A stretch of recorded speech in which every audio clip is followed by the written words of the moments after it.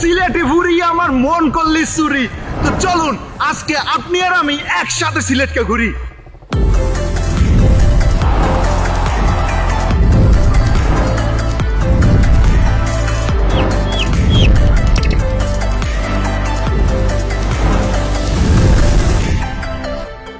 আজকের এই ভিডিওতে সিলেট জেলা সহ সিলেট জেলার সমস্ত দর্শনীয় স্থান সম্পর্কে কমপ্লিট একটি ভ্রমণ গাইডলাইন দিব।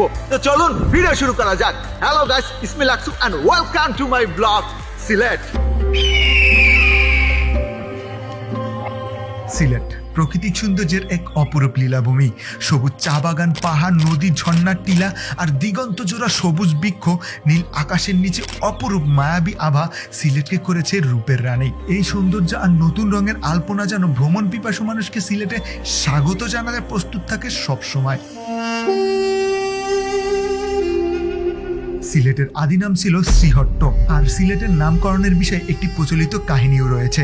হযরত শাহজালাল যখন শ্রীহট্টের দিকে আগমন করেন, তখন তৎকালীন হিন্দু রাজা গৌরগোবিন্দ তার আগমন থামাতে শ্রীহট্ট সীমান্তে কথিত জাদুর ক্ষমতা দ্বারা পাথরের দেওয়াল বা পাহাড়ের প্রতিবন্ধকতা তৈরি করে। হযরত শাহজালালও তার অলৌকিক ক্ষমতা দিয়ে সিলহট বলতেই সিল বা পাথরের প্রতিবন্ধকতা হটে যায় বা অপসারিত হয়। এই থেকেই এই ভূমির অন্য একটি নাম হয়ে যায় সিলহট, আর এই সিলহট থেকেই কালের ক্রমে এই অঞ্চলের নামকরণ করা হয় সিলেট।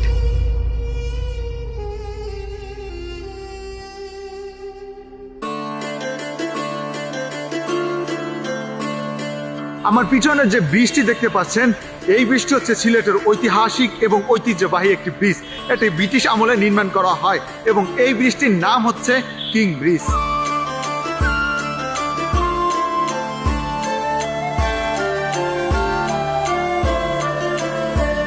এই ব্রিজটি মূলত একজন গভর্নরের নাম অনুসারে করা হয়। তিনি ছিলেন আসামের একজন গভর্নর। তিনি এই সিলেটে ঘুরতে আসেন এবং তার এই স্মৃতিকে স্মরণীয় করে রাখতে এই ব্রিজটি নির্মাণ করা হয় এবং তার নাম অনুসারে এই ব্রিজটির নামকরণ করা হয় কিং ব্রিজ। এই ব্রিজটি মূলত সুরমা নদীর উপরে তৈরি করা হয়েছে এবং অনেক পুরাতন হওয়ার কারণে এই ব্রিজের অবস্থা এখন একটু শোচনীয়। যদি এই সিটি মেয়র এটাকে সংস্করণ করে খুব সুন্দর করে সবার সামনে প্রেজেন্ট করে, তাহলে এই ব্রিজটি হবে সিলেটের অন্যতম দর্শনীয় একটি স্থান। তো আমার রিকোয়েস্ট থাকবে, এই ব্রিজটি এখন যে অবস্থায় আছে এটিকে পুনরায় সংস্করণ করা হোক এবং খুব সুন্দর একটি দর্শনীয় স্থান হিসাবে এর পরিচিতি দেওয়া হোক।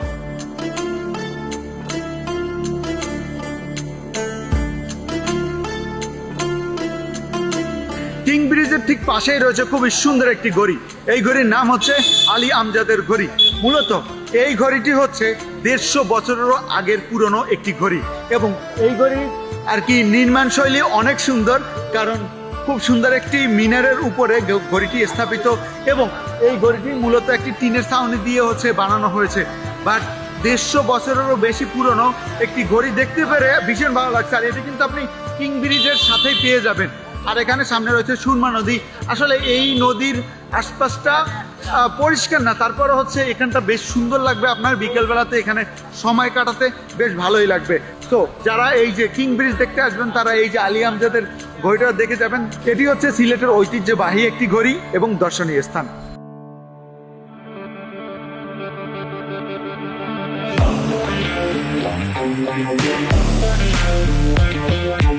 I am super excited because আমি সিলেট ক্রিকেট ইন্টারন্যাশনাল স্টেডিয়ামের সামনে, আর এর সামনের ভিউটা খুবই সুন্দর, কারণ চা বাগানে ভরপুর এবং চায়ের একটা ফিল দেওয়া হয়েছে। কয়েকটা টিলাতে চা বাগান দিয়ে ভরিয়ে তোলা হয়েছে। অ্যান্ড আমার পিছনে রয়েছে ক্রিকেট স্টেডিয়াম, আর ক্রিকেট স্টেডিয়ামের ভিতরের সৌন্দর্য তো আরও অনেক বেশি। আর আমার দেখা মতে বাংলাদেশে এখন সব থেকে সুন্দর স্টেডিয়াম হচ্ছে এই সিলেট ক্রিকেট ইন্টারন্যাশনাল স্টেডিয়াম। আসলে আমরা তো মিরপুর ছাড়া কল্পনাও করতে পারি না। এখন এই সিলেট ক্রিকেট স্টেডিয়ামটাকে যদি খুব সুন্দর করে পরিচর্যা করা যায় আর ব্যক্তিটা প্রসার করা যায়, তাহলে কিন্তু বড় বড় ইন্টারন্যাশনাল ম্যাচগুলো আয়োজন করা যায়। তো আশা রাখি এই সিলেট স্টেডিয়ামটা হবে বাংলাদেশের অন্যতম শ্রেষ্ঠ স্টেডিয়াম, যেখানে প্রতি মাসে ইন্টারন্যাশনাল ম্যাচ হবে।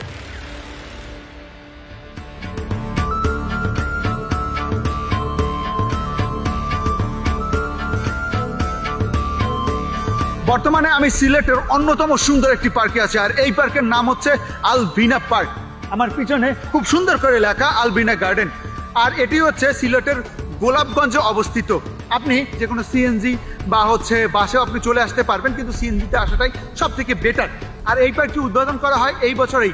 আর এখানে আসলে আপনি কি দেখতে পারবেন জানেন? বেশ কয়েকটি টিলা দেখতে পারবেন, আর টিলাগুলোকে খুব সুন্দর করে সাজানো হয়েছে। মূলত এখানে বিভিন্ন ফলের বাগান করা হয়েছে, আর বিশেষ করে আনারসের চাষটা খুব সুন্দর করে করা হয়, এবং খুব সুন্দরভাবেই হচ্ছে আরও বেশ কয়েকটি ফলের চাষ করা হয়, যেমন লেবু, মালটা ইত্যাদি।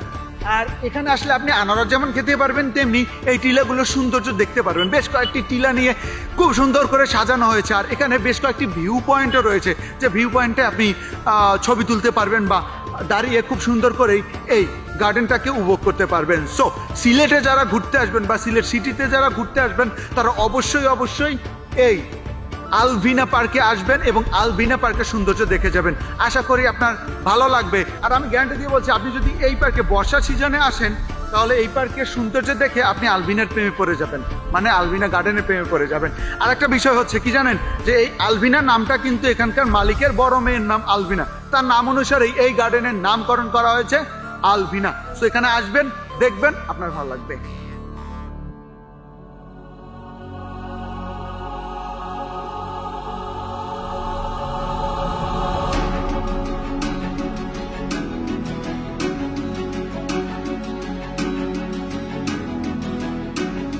বর্তমানে আমি খুবই সুন্দর একটি জায়গা আছি, আর এই জায়গার নাম হচ্ছে মালনীছাড়া চা বাগান। আর এটি হচ্ছে বাংলাদেশের সিলেট জেলায় অবস্থিত উপমহাদেশের সব থেকে প্রাচীন চা বাগান। সাধারণত শ্রীমঙ্গলকে আমরা চায়ের দেশ বলে থাকি, কিন্তু মূলত চায়ের গোড়াপত্তন কিন্তু এই মালনীছাড়া চা বাগান থেকেই। আর এই কারণেই সিলেটকে বলা হয় দুটি পাতা একটি কুড়ির দেশ। চা বাগানে বৃষ্টি হচ্ছে, তোমাকে মনে পড়ছে। আসলে চা বাগানে আসলে আর আপনি যদি বৃষ্টি পান, তাহলে আপনার ফিলটা অন্য লেভেলের হবে, যেটা এখন আমার হচ্ছে। আপনি এখানে যদি আসেন, অবশ্যই আপনার প্রিয় মানুষটাকে নিয়ে আসবেন। প্রিয় মানুষটাকে যদি শাড়ি পরিয়ে এর মধ্যে কিছু ছবি তুলে দেন, তাহলে সে পৃথিবীর সব থেকে বেশি খুশি হবে। তাই অবশ্যই যদি আসেন, আমার তো সিঙ্গেল আসবেন না, অবশ্যই প্রিয় মানুষটাকে নিয়ে আসবেন। চা বাগান দেখলে আপনার ভীষণ ভালো লাগবে, কিন্তু ভাই এখানে শ্রমিকদের স্টোরি জানলে আপনার ভীষণ খারাপও লাগবে। কারণ এখানে 9টা থেকে 5টা পর্যন্ত এখানে শ্রমিকরা এই চা পাতা তুলে। তারা প্রতিদিন গড়ে 20 থেকে 25 কেজি চা পাতা তুলে, কিন্তু তাদের পারিশ্রমিক কত জানেন? তাদের পারিশ্রমিক আগে ছিল 120 টাকা মাত্র, কিন্তু অনেক আন্দোলন করার পর, দীর্ঘ 1 মাস আন্দোলন করার পরে এখানে 170 টাকা করা হয়েছে। বর্তমান বাংলাদেশে 170 টাকা একজন শ্রমিকে প্রতিদিনের ইনকাম। এটা কি করবে? সে চাল কিনবে, ডাল কিনবে, তেল কিনবে, না কি করবে? মানে তারা যে কিভাবে জীবন পালন করে, আমার সত্যি কথা আমার হচ্ছে মাথায় ঢোকে না। দোয়া করবেন তাদের জন্য, যেন তারা আরো বেশি পারিশ্রমিক পায়। যারা ট্রাভেলিং টাইমে ট্রাভেলিং টি শার্ট পরতে চান কিংবা ট্রাভেল রিলেটেড সমস্ত গেজেট পেতে চান, তারা এখনই যোগাযোগ করুন লাক্সু পয়েন্ট ফেসবুক পেজে, কিংবা স্ক্রিনে দেখানো নাম্বারে এখনই কল করুন। বর্তমানে আমি সিলেটের খুবই সুন্দর একটি জায়গায় আছি। এই জায়গার নাম হচ্ছে লিটল লন্ডন। অ্যাকচুয়ালি সিলেট বলতেই কিন্তু আমরা বুঝি যে না, লন্ডনই একটা ভাব থাকবে এখানে। এখানে আমরা লন্ডনকে খুঁজে পাবো কিছুটা। তো এখানে যদি আপনি আসেন এই লিটল লন্ডনে, আপনি কিন্তু লন্ডনই একটা ভাব পাবেন, কারণ এখানের বাড়িগুলো আর এখানের রাস্তাঘাটগুলো মূলত একটু হলেও ওই রকমের ছোঁয়া দেওয়া হয়েছে।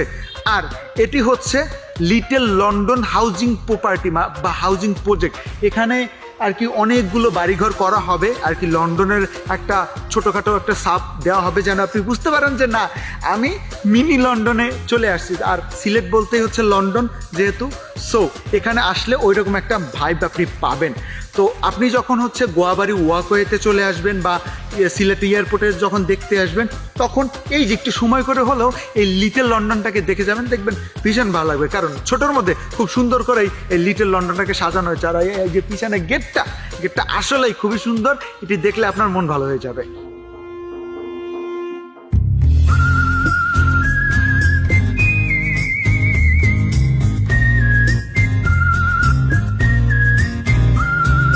বর্তমানে আমি সিলেটের খুবই সুন্দর একটি জায়গায় আছি। এই জায়গাটি হচ্ছে গোয়াবাড়ি ওয়াকওয়ে। মূলত এই জায়গার নাম গোয়া, তাই এই আর কি ওয়াকওয়ের নাম রাখা হয়েছে গোয়াবাড়ি ওয়াকওয়ে। আর সিলেটি ভাষায় গোয়া শব্দের অর্থ হচ্ছে সুপারি। তো আমার পিছনে হচ্ছে তারাবাড়ির চা বাগান। তো মূলত হচ্ছে কি, এই চা বাগান থেকে বিভিন্ন ছড়া এসে কালীবাড়ির আর কি ছড়ার সাথে মিলিত হয়, একেবারে সুরমা নদীতে গিয়ে পৌঁছায়। তো ওই ছড়ার যে পথটা রয়েছে, এই পথটায় আর কি বিভিন্ন ময়লা আবর্জনা আর কি জমা হয়ে জায়গাটাকে নষ্ট করে দিচ্ছিল। তো তাই সিটি কর্পোরেশনের উদ্যোগে এই সুন্দর ওয়াকওয়ে করা হয়। অ্যান্ড এই জায়গায় ওয়াকওয়ে করার পরে জায়গাটি আসলেই খুবই সুন্দর লাগে। এই পাশে রয়েছে সিলেটের চা বাগান। আপনি খুব সুন্দরভাবে হেঁটে চলে এই চা বাগানটাকে উপভোগ করতে পারবেন। আর এখানে বসারও জায়গা আছে। আর মূলত এই ওয়াকওয়ে একটা না, সিলেটে এরকম ওয়াকওয়ে অনেক আছে। সো আপনারা যদি সিলেট সিটিতে ভ্রমণ করতে আসেন তাহলে অবশ্যই ওয়াকওয়েগুলোতে যাবেন, দেখবেন ভালো লাগবে। আর বিশেষ করে এখানে চলে আসবেন, এখানে চলে এসে সুন্দর একটা মোমেন্ট পার করবেন, দেখবেন আসলেই স্মৃতি হয়ে থাকবে।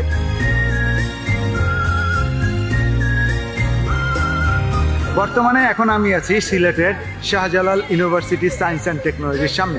আমার পিছনে দেখতে পাচ্ছেন নামটা লেখা। আমি অনেক চেষ্টা করেছি দিনের বেলা আসতে, কিন্তু আবহাওয়ার কারণে, বৃষ্টির কারণে ড্রোন উড়াতে সমস্যা হয়েছে বা মানে যে কোনো কারণে আসতে পারিনি। বাট রাতে এসে আমি অবাক, কারণ এখানে রাতের সৌন্দর্য অন্য লেভেলের। এখানে সবাই মিলে আড্ডা দেয়, গল্প করে, আসলেই খুবই সুন্দর। আপনার যদি সময় হয় দিনের বেলা আসবেন, আর রাতের বেলা এসে একবার এই শাহজালাল ইউনিভার্সিটি ঘুরে যাবেন।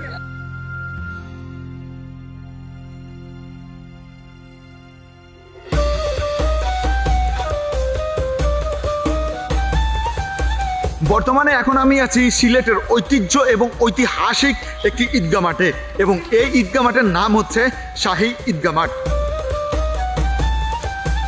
শাহী ঈদগাহ মাঠ হচ্ছে সিলেটের উত্তর সীমারেখায় অবস্থিত। আর এটি হচ্ছে বাংলাদেশের অন্যতম প্রাচীন এবং ঐতিহ্যবাহী একটি ঈদগাহ মাঠ, যেটি 1700 সালের প্রথম দিকে নির্মাণ করা হয়েছিল।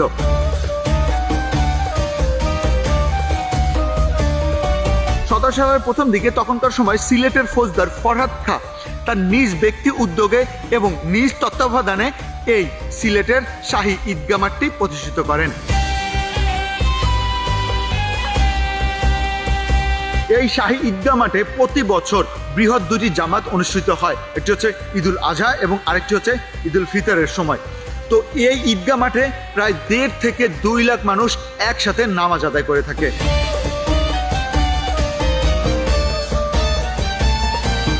সর্বোপরি ঐতিহাসিক এবং খুব সুন্দর এই ঈদগাহ মাঠটি দেখে আপনার ভীষণ ভালো লাগবে, কারণ খুব সুন্দর করে সাজানো হয়েছে আর অনেক বড়, তো জায়গাটাকে বেশ সুন্দর লাগে।